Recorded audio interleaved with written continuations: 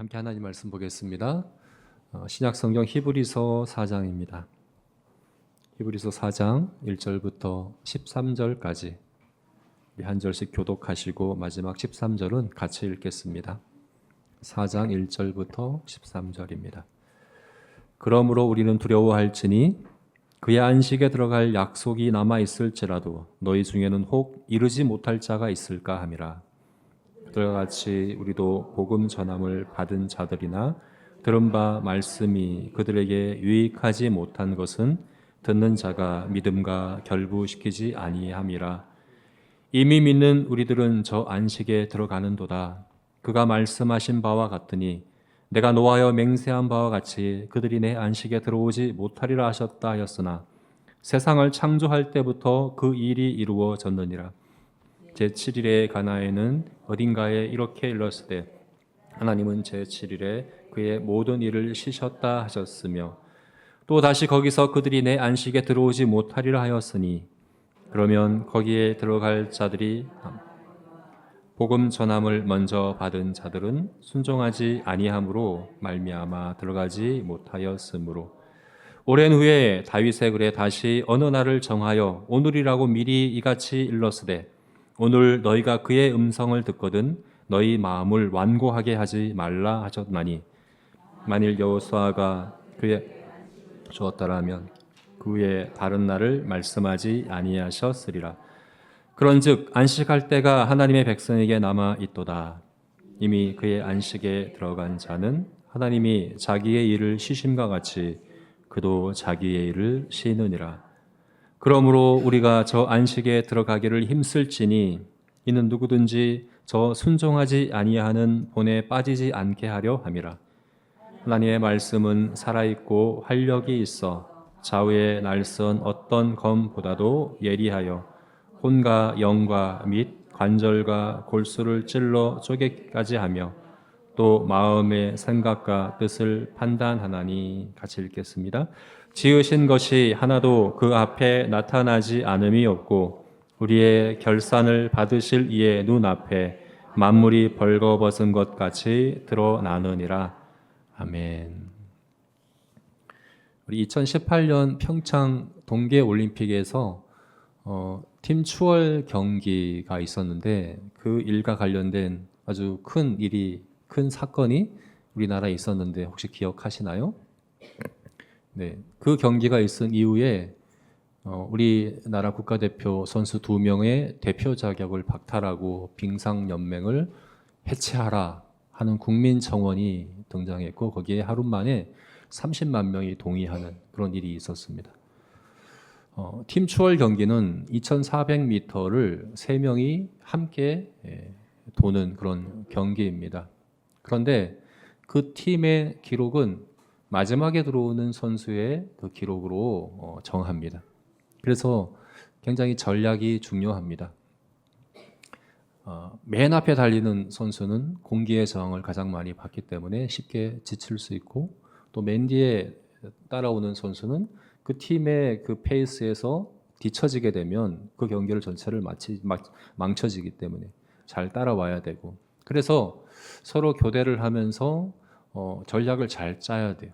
3명이서 최대한 빠르게 그러나 함께 그 경기를 마치는 것이 그 경기에서 가장 중요한 부분인데 그날 우리나라 선수들은 마지막 주자가 거의 반 바퀴나 지쳐서서 들어왔죠. 그리고 그 마지막에 들어온 선수가 망연자실해서 혼자 앉아 이렇게 있을 때 다른 선수들이 위로하지 않고 인터뷰를 통해서 오히려 그 선수를 탓하고 하는 그런 모습을 보며 온 국민이 분노에 휩싸였습니다. 누구에게 분노했느냐 하면 맨 마지막에 들어오는 선수가 아니에요. 먼저 들어온 두 선수에게 분노했습니다. 팀 추월 경기는 기록 경기인데 빨리 들어오는 걸 왜 비난하는가라고 생각할 수 있지만 이 경기는 개인 경기가 아니라 팀의 경기이기 때문에 그런 거죠. 자, 오늘 본문에서 1절 말씀에 우리는 두려워해야 한다라고 말씀합니다. 뭘 두려워하라고 말씀합니까? 너희 중에는 혹 이르지 못할 자가 있을까 두려워하라 하는 겁니다.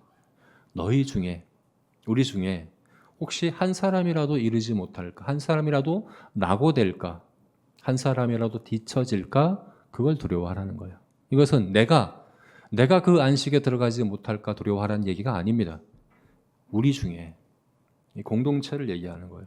우리가 함께 들어가야 하는데 누구라도 한 사람 뒤처지거나 낙오하지 않을까를 두려워하라고 얘기하는 거죠. 왜 그렇습니까?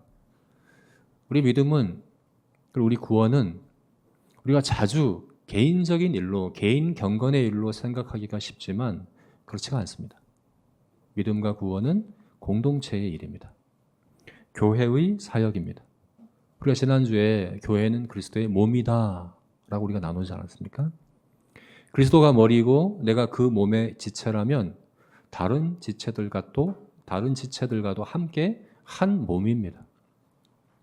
우리가 함께 그 그리스도의 그 장성한 분량에 이르도록 자라가야 되고 성장해야 하는 거예요. 근데 우리 제자교회가 얼마나 성장했는가, 얼마나 그리스도의 장성한 분량에 이르도록 자랐는가를 판단하는 기준은 우리 중에 몇몇 탁월하고 뛰어난 성도들의 수준이 아닐 겁니다.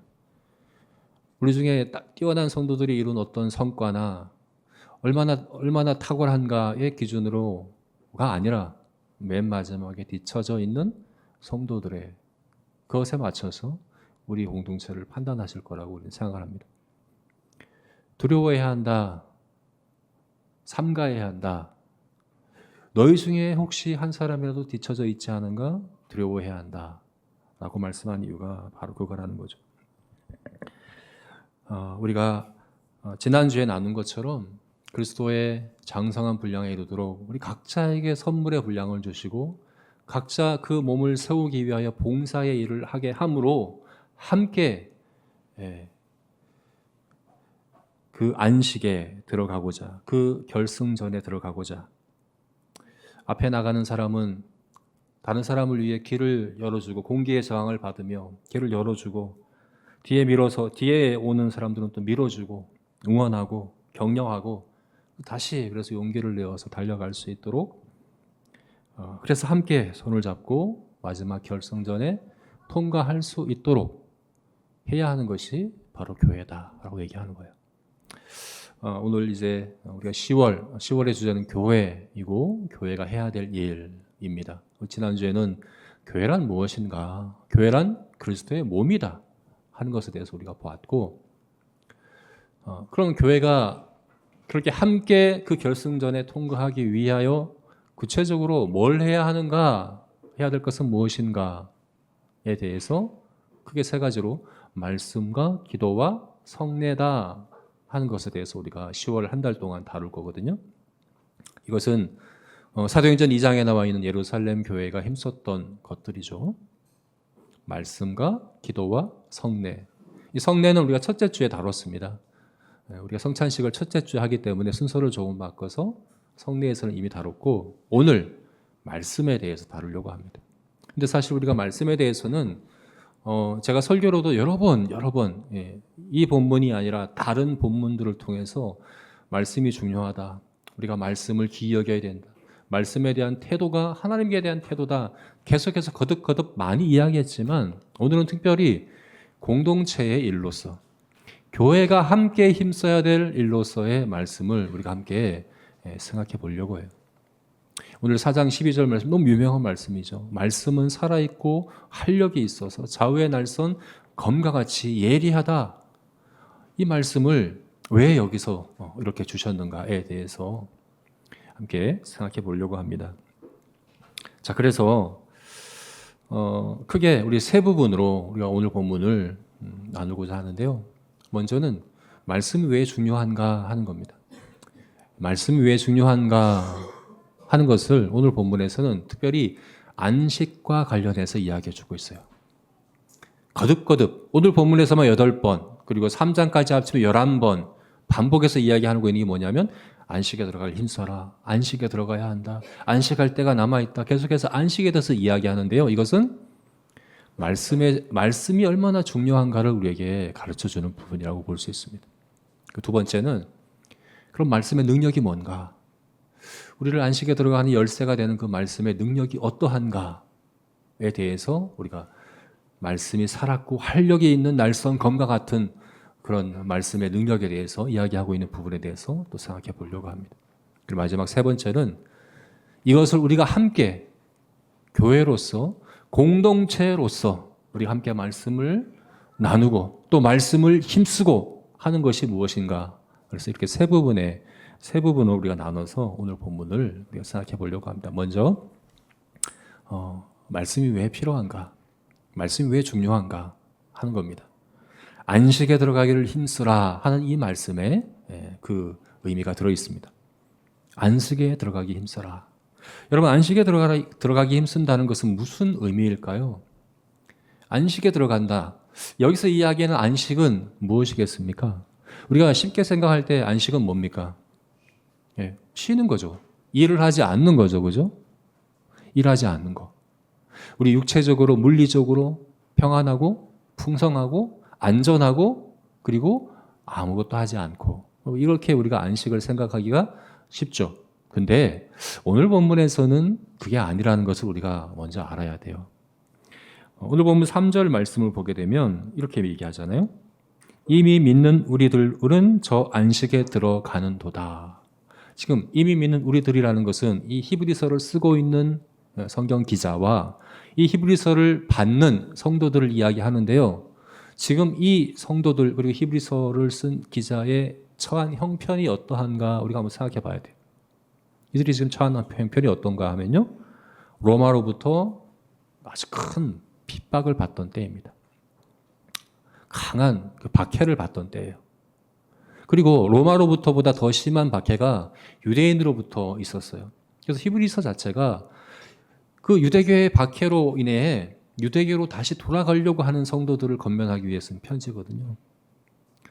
유대교로부터 소외 그리고 박해를 받으며 집을 잃고 직장을 잃고 생명을 잃고 하는 그런 성도들이 많이 나타나던 그런 때였다는 거죠. 그래서 어려움이나 문제 없고 근심하고 염려할 일 없고 무사태평하고 만사형통한 상태에 있기 때문에 우리는 지금 안식에 들어가고 있다라고 이야기한 게 아니라는 걸 여러분 우리가 알아야 돼요. 8절 말씀에서도 우리가 그것을 알 수 있어요. 8절 말씀 보게 되면 만일 여호수아가 그들에게 안식을 주었다라면 그 후에 다른 날을 말씀하지 아니하였으리라.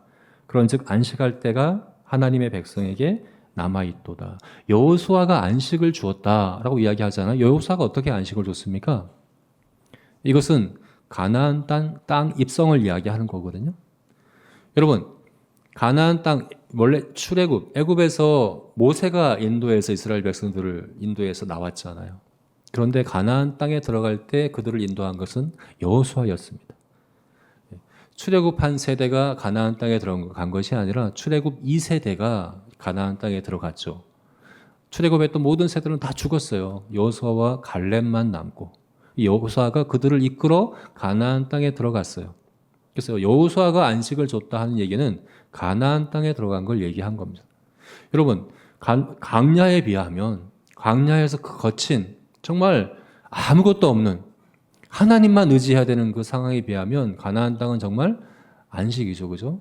가나안 땅은 안식의 땅입니다. 훨씬 풍요롭고 훨씬 농사와 목축업이 가능한 비옥한 그런 환경과 그죠? 안전하고 그런 환경이죠. 그래서 가나안 땅 입성은 안식의 땅에 들어간 것이라고 볼 수 있어요. 근데 뭐라고 얘기합니까? 여호수아가 그들에게 안식을 준 것이 맞다면 그 후에 다른 날을 말씀하지 아니하였으리라. 다른 날을 얘기했다는 거예요. 또 다른 안식에 대해서 이야기했다는 거예요. 가나안 땅에 들어가는 것이 안식이 아니라는 거예요. 성경에서 말씀하고 있는 것은 성경에서 말씀할 때 우리 하나님의 백성에게 약속된 그 안식, 지금 우리들이 들어가고 있고 들어가야 될, 들어가기를 힘써야 될 그 안식은 단순히 좋은 환경, 좋은 여건, 아무 걱정 없고 염려 없고 풍요로운 그런 상황에 처하는 것을 이야기하는 게 아니라는 거예요. 우리 4절 말씀에서도 우리가 그것을 볼 수 있어요.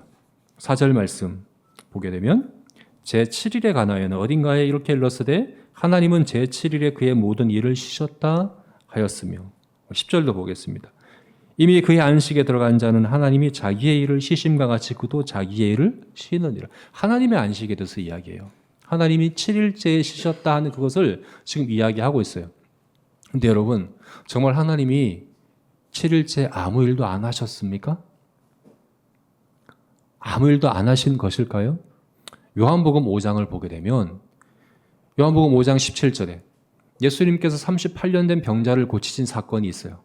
근데 그날이 안식일이었어요. 안식일에 병자를 고치니까 유대인들이 들고 일어난 거예요. 왜 유대교의 전례를 따라서 말씀을 따라서 안식일 규례를 지키지 않느냐 예수님을 공격했어요.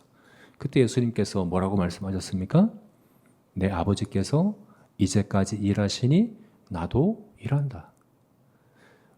내 아버지께서 이제까지 지금도 오늘도 일하신다. 안식일에도 사실 하나님은 일하신다라고 이야기를 하는 거예요. 여러분, 하나님이 일을 하시지 않으면 어떻게 될까요? 온 세상은 다시 무로 가고 말 겁니다. 지금 세상이 유지되고 지탱되는 것은 하나님께서 일하시기 때문이에요. 하나님은 지금도 일하고 계세요. 주무시지도 않고 졸지도 않으시며 하나님은 일하십니다. 그래서 제7일에 하나님께서 쉬셨다 하는 것은 정말 하나님이 아무 일도 안 하셨다는 말이 아니에요. 그럼 무슨 일을 쉬셨다는 얘기일까요? 뭘 쉬셨습니까? 창조의 일을 쉬신 거죠. 창조하신 그 일을 왜요? 완전하게 완성하셨기 때문에. 창조의 일을 다 이루셨기 때문에 7일째 쉬셨습니다. 그러나 7일째 아무것도 하지 않는 것이 아니라 다른 일을 하십니다. 어떤 일을 하십니까? 바로 섭리하시는 일이죠. 다스리시는 일, 보존하시는 일, 지탱하시는 일을 하나님의 섭리 가운데 이뤄 가십니다. 그리고 이 일은 끝이 없습니다. 그래서 여러분 성경을 자세히 보시면 첫째 날, 둘째 날, 셋째 날은 저녁이 되며 아침이 되며 이 말이 있어요. 그런데 마지막 일곱째 날에는 저녁이 되며 아침이 되니 일곱째 날이라는 말이 없습니다. 계속되고 있다는 이야기인 거죠. 여러분, 하나님의 안식은 무엇인가? 하나님의 안식은 바로 이겁니다. 하나님의 뜻을 따라 만물을 통치하시는 일입니다. 모든 만물이 하나님의 완전한 섭리 아래, 하나님의 통치 아래, 하나님의 그 뜻이 완전히 이루어지고 성취되는 그것이 안식입니다. 여러분, 성도의 안식은 무엇입니까? 단순히 우리 환경이 좋아지고 풍요로워지고 내 원하는 대로 다 이루어지는 그것이 아니라 우리 삶이 하나님의 뜻을 따라 질서 잡혀 있는 그것이 바로 성도들의 샬롬, 안식이다라고 이야기를 하고 있는 거죠. 우리는 그 약속을 받은 자들이다. 우리는 그 안식에 들어갈 약속을 받은 자들이다 하는 것은 우리가 그렇게 이해를 해야 합니다. 하나님 우리를 안식으로 초청하신다는 것은 바로 하나님의 통치에, 하나님의 섭리에 초청하신다 하는 그런 의미입니다. 그래서 여러분, 말씀이 중요합니다. 하나님은 그 일을 말씀을 통해서 하십니다. 여러분, 우리는 주일을 일주일의 시작이죠. 우리 일주일을 주일로 시작합니다. 그리스도인이 그렇습니다. 우리 달라요. 세상 사람들과는 달라요. 믿지 않는 사람들은 일주일간 고된 일을 하고 주말을 바라보고 주말에 쉴 것을 바라보며 일주일에 고된 일을 하지만 우리는 일주일을 안식 가운데 시작하여 한 주 전체를 안식으로 합니다. 일을 하지 않는 게 안식이 아니에요. 사실 아무 일도 안 하는 것도 고된 일이거든요. 아무것도 안 하고 있어봐라 그러면 잠만 자는 것도 고된 일입니다. 그죠? 단순히 일을 하지 않는 게 쉬는 게 아니에요. 또 단순히 일하는 것이 안식이 아닌 것도 아니에요. 어떻게 일하고 어떻게 쉬느냐, 무엇을 위하여 일하고 무엇을 위하여 쉬느냐가 성경이 말하고 있는 안식입니다. 우리 삶 전체가 하나님의 뜻에, 하나님의 섭리에, 하나님의 통치에 순종하여 행하는 그것이 안식입니다. 그래서 우리는 주일을 시작으로 한 주를 살아가는 것이 바로 성도다 하는 것입니다. 여러분, 그래서 안식으로 하나님께서 우리를 초청하고, 그래서 우리가 안식에 들어가기 힘쓰는 것은 다른 게 아니고 말씀을 향해 나아가는 겁니다. 말씀을 향해 달려가는 것, 이것이 여러분 우리가 안식을 향해 달려가는 것이다 하는 사실을 기억해야 합니다. 말씀을 붙들고 살아가는 것, 그것이 바로 우리가 안식을 향해 나아가는 성도의 삶입니다. 저 여러분의 그와 같은 안식이 있기를, 그리고 그 안식에 향해 날마다 한 걸음씩 한 걸음씩 점점 더 다가가는 저와 여러분이 되시기를 주의 이름으로 축원합니다. 두 번째는, 그렇다면 그렇게 우리를 안식에 이르도록 하나님이 초청하시는 그 열쇠가 말씀이라고 한다면, 말씀이 어떤 능력이 있기에 그렇게 우리를 안식으로 이끌 수 있을까에 대해서 오늘 본문이 또 이야기해 주고 있어요. 바로 12절 말씀이 바로 그 말씀입니다. 12절 13절 말씀에서 우리 다시 한번 읽어볼까요? 12절 13절 우리 다시 한번 읽어보겠습니다. 시작. 하나님의 말씀은 살아있고 좌우의 날선 어떤 검보다도 예리하며 혼과 영과 및 관절과 골수를 찔러 쪼개기까지 하며 또 마음의 생각과 뜻을 판단하는, 지으신 것이 하나도 그 앞에 나타나지 않음이 없고 우리의 결산을 받을 시의 눈앞에.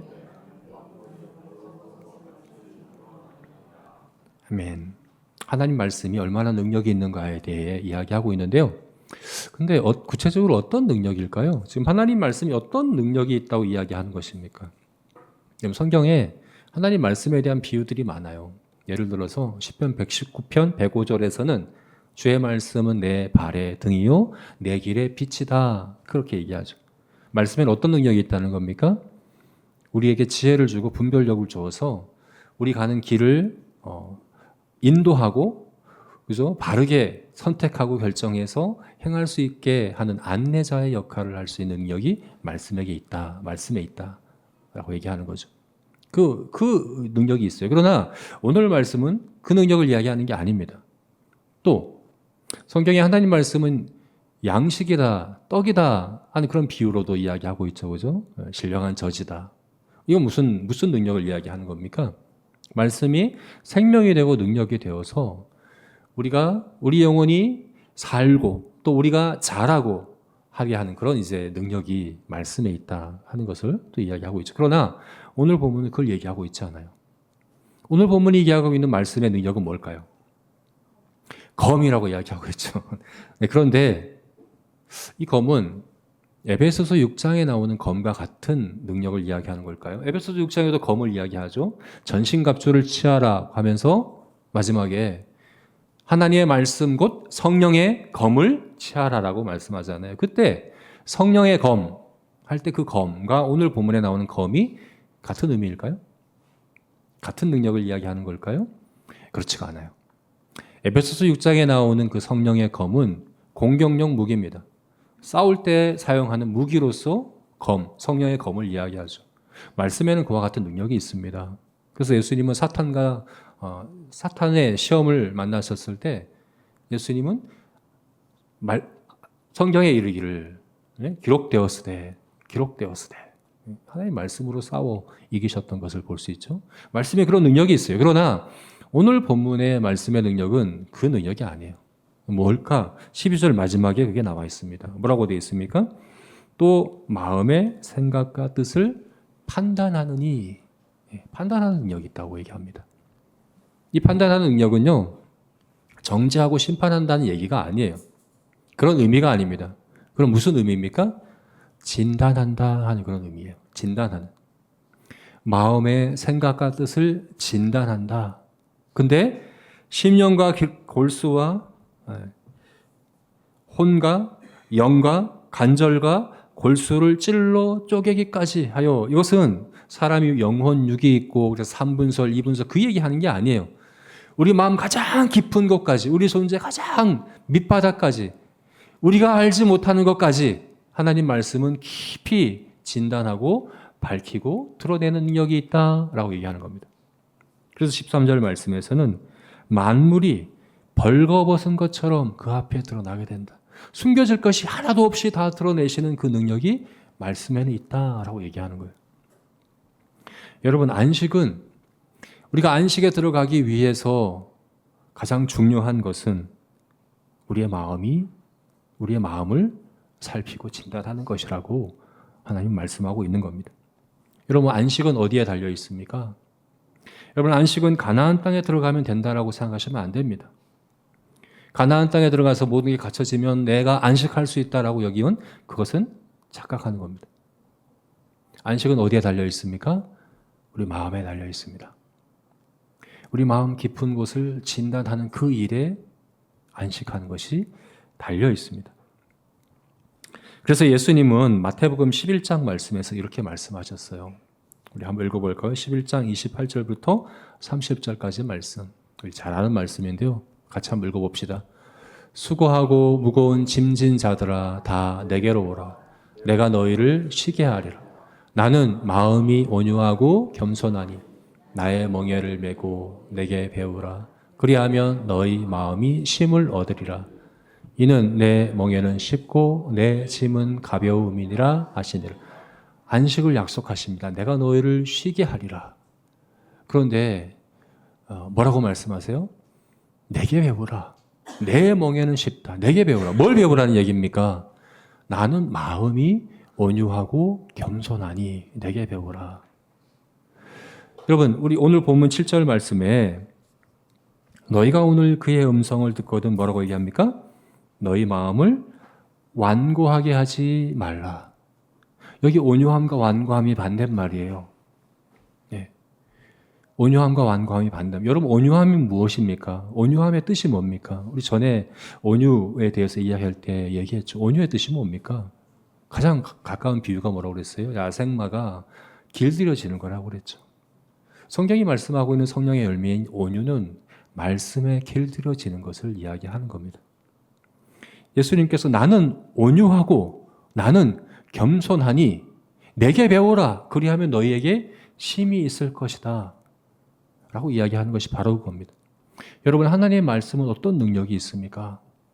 우리 마음 깊은 곳에 완고함과 교만함을 진단하게 합니다. 드러내어 줍니다. 그래서 우리 주님의 온유함과 겸손함을 배우게 합니다. 그래서 안식에 들어갈 수 있게 하는 것. 그것이 바로 말씀의 능력이다. 오늘 이야기하고 있는 것입니다. 여러분, 우리가 말씀을 읽을 때, 들을 때, 묵상할 때 이 일이 있기를 기대해야 합니다. 어떤 일입니까? 내 마음에 완고함과 교만함이 드러나기를 기대해야 합니다. 여러분, 이것이 우리에게 없다라고 생각하시면 안 됩니다. 우리 마음 안에는, 우리가 타락한 죄의 본성을 가진 우리들 마음 안에는 겹겹이 그런 거짓된 완고함과 교만함들이 쌓여 있다는 것을 기억해야 합니다. 우리 본성 가운데 그것이 있으며 지금까지 우리가 세상에서 살아가며 경험하며 배우며 겪은 모든 것들을 통해 쌓여온 그런 완고함과 교만함들이 겹겹이 우리 마음 안에 있다는 것을 기억해야 됩니다. 이것을 깨트릴 수 있는 유일한 방법은 하나님 말씀밖에 없습니다. 하나님의 말씀은 살아있고 활력이 있어 좌우의 날선 검과 같습니다. 말씀이 어떻게 살아있고 이 말씀이 어떻게 활력이 있습니까? 이 말씀 자체에 그런 능력이 있는 건 아닙니다. 바로 살아계신 성령께서 손에 붙잡은 검이기 때문에 그렇습니다. 여러분, 우리가 성경을 읽을 때, 성경을 말씀을 들을 때 성령께서 그 검을 이와 같이 사용하실 것을 기대해야 합니다.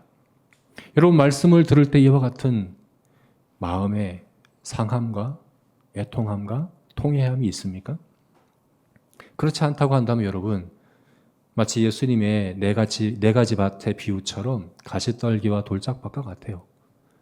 가시떨기밭과 돌짝밭도 즉시 기쁨으로 말씀을 받았어요. 근데 통회하고 상한 마음은 없었습니다. 말씀을 받을 때 이 말씀이 내 마음 깊은 곳 가운데 있는 하나님께 대한, 하나님의 섭리와 하나님의 뜻에 대한 완고함과 교만함을 밝혀 드러내고 그것을 진단하고 하는 일을 하는 것이 아니라 오히려 내가 가시떨기 같은 마음이 내가 말씀을 찔러 쪼개고 내가 말씀을 판단하고, 그죠? 내게 맞는 말씀, 나에게 적합한 말씀, 내가 좋아하는 말씀, 이렇게 찾는 사람도 즉시 기쁨으로 받을 수 있어요. 근데 말씀은 그런 능력만 있는 게 아닙니다. 우리를 안식으로 인도하기 위하여 말씀은 반드시 우리 안에서 상하고 통회한 마음을 불러일으킵니다. 어떻게 해요?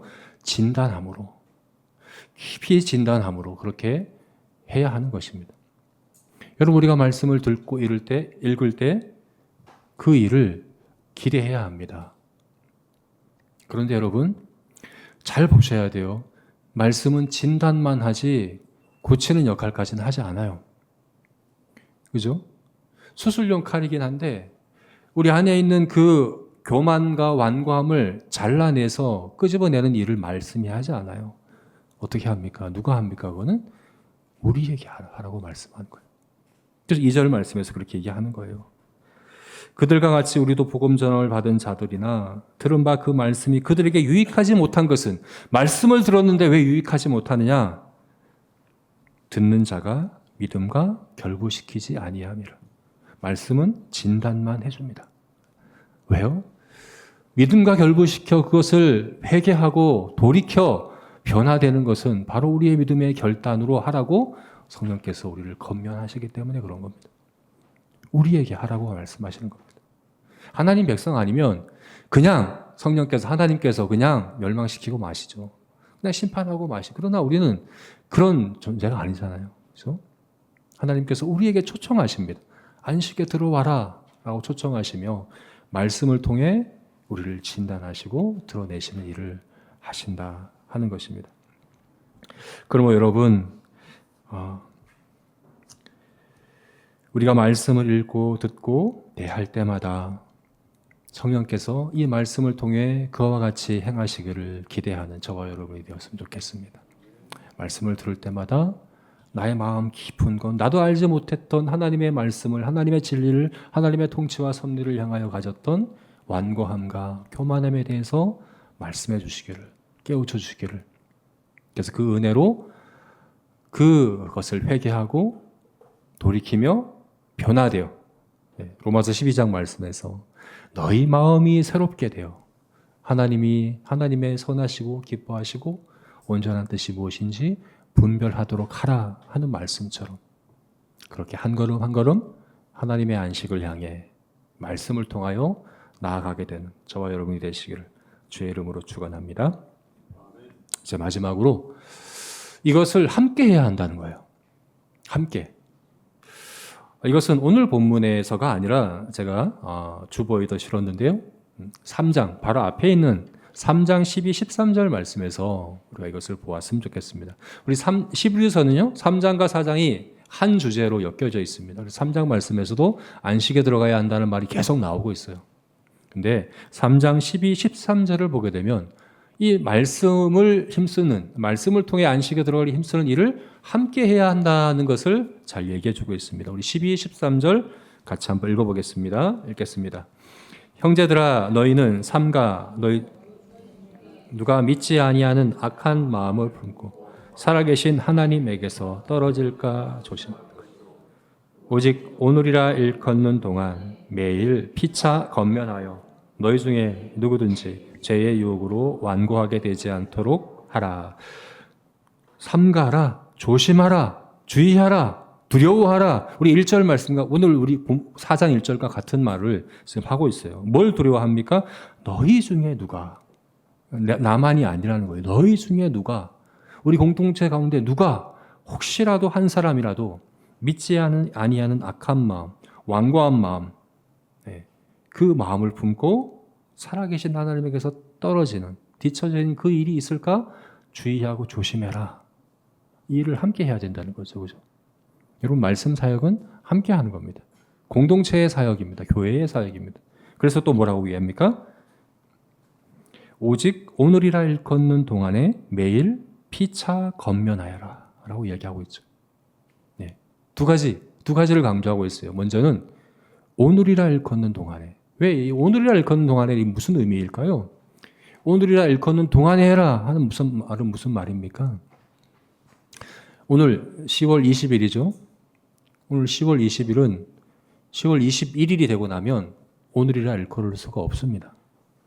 오늘이라 일컬을 수 있는 것은 바로 10월 20일만 그래요. 오늘만 그래요. 시간이 지나면 오늘이라 일컬을 수 없습니다. 오늘이라 일컬을 수 있는 동안에 너희가 피차 건면해라 하는 것은 무슨 말입니까? 지금 하라는 겁니다. 지금 우리가 서로 돌아보아 말씀으로 건면하는 일은, 그렇게 할 수 있는 기회는 오늘밖에 없습니다. 지금 이 순간밖에 없습니다. 팀 추월 경기가 그렇거든요. 한번 뒤처지고 나면 돌이킬 수 없어요. 그때, 바로 그때 뒤처진 선수를 다시 가서 일으켜 함께 달려가야 합니다. 지금 해야 합니다. 오늘 해야 합니다. 우리가 서로 돌아볼 수 있는 유일한 시간은 오직 오늘뿐이다 하는 사실을 우리가 기억해야 합니다. 두 번째는 이것을 피차해야 한다, 서로 해야 한다라고 이야기한 것을 또한 볼 수 있습니다. 여러분, 말씀으로 권면하는 일은 서로 하는 거예요. 피차하는 거예요. 여러분, 이것을 말씀 사역자의 일이라고만 여기시면 안 됩니다. 말씀을 맡아 사역하는 일이 중요합니다. 우리가 지난주에 에베소서 4장에서 봤던 것처럼, 그래서 모든 성도에게 은사를 주셨으니 라고 이야기하며 말씀 사역의 은사만 거기에서 언급하고 있는 것은 그게 가장 1차적이고 가장 중요한 사역이기 때문에 그래요. 그래서 말씀 사역을 통해 온 성도가 온전하게 되고, 마치 탈골된 뼈가 제자리를 맞춰주는 것처럼 온전하게 되고, 그 이후 어떻게 합니까? 서로 봉사하여 함께 하는 거예요. 모두가 하는 거예요. 모두가 각자의 은사를 따라서 몸을 세우는 일을 함께 하는 거예요. 그런데 사실 그것도 말씀 사역입니다. 저는 입술로 말씀을 전하지만 여러분은 행함으로, 태도로, 말로, 또 서로를 대하는 그런 모습으로 말씀의 진리를 서로에게 전하고 선포하고 있다는 사실을 우리가 기억을 해야 합니다. 그래서 사실 우리 모두가 말씀 사역자들입니다. 그래서 성경에는 자주 그렇게 얘기합니다. 너희가 피차 권면해야 된다. 서로 화답해야 한다. 서로 안위함을 받아야 한다. 그죠? 에베소서에서, 골로새서에서, 로마서에서 바울이 계속해서 그렇게 이야기를 하고 있는 것을 보게 됩니다. 여러분, 오늘이라 일컫는 동안에 우리가 서로에게 하나님의 말씀으로 권면하는 그 일을 행할 수 있기를 주의 이름으로 축원합니다. 말로써, 태도로서, 또 표정으로서, 또 행함으로써 서로에게 하나님의 말씀을 통하여 권면하고, 그래서 다시 일으켜 세워 함께 하나님의 이 안식으로의 초청, 부르심에 순종할 수 있는 그런 저와 여러분이 되시기를 주의 이름으로 축원합니다. 네, 말씀 맺겠습니다. 우리는 팀 추월 경기를 하고 있습니다. 기러기가 그렇다고 그래요. 기러기가 이동할 때 이 V자 형태로 진열을 이렇게 해서 날아가잖아요. 근데 맨 앞에 있는 그 기러기가 지치면 뒤로 빠지고, 다른 사람이 또 앞에 서서 또 날아가고. 그래서 사실 팀 추월 경기가 이 기러기를 보고 한 게 아닌가 싶어요. 근데 한 기러기가 지쳐서 땅에 떨어지면 두 마리가 함께 내려간다고 그래요. 그래서 그 기러기가 다시 힘을 얻을 때까지 기다렸다가 세 마리가 함께, 그래서 그 진열로 다시 돌아오는 그 일을 기러기가 한다고 합니다. 오늘 우리에게 날선 검과 같은 우리 심령과 골수를 찔러 쪼개고 우리 마음의 뜻과 생각을 판단할 수 있는 말씀을 은혜의 수단으로 주셨습니다. 그런데 이것은 혼자 하는 것이 아닙니다. 우리가 피차 권면함으로, 오늘이라 일컫는 동안에 서로 함께 돌아봄으로 그 일을 하라고 우리에게 주신 것입니다. 우리 제자교회가, 그리고 우리 안에 있는 모든 성도들이 하나님의 안식을 누릴 수 있기를, 그리고 그 안식을 향해 날마다 다가갈 수 있기를, 그리고 그 일을 우리가 함께 할 수 있기를 주의 이름으로 축원합니다. 함께 기도하겠습니다.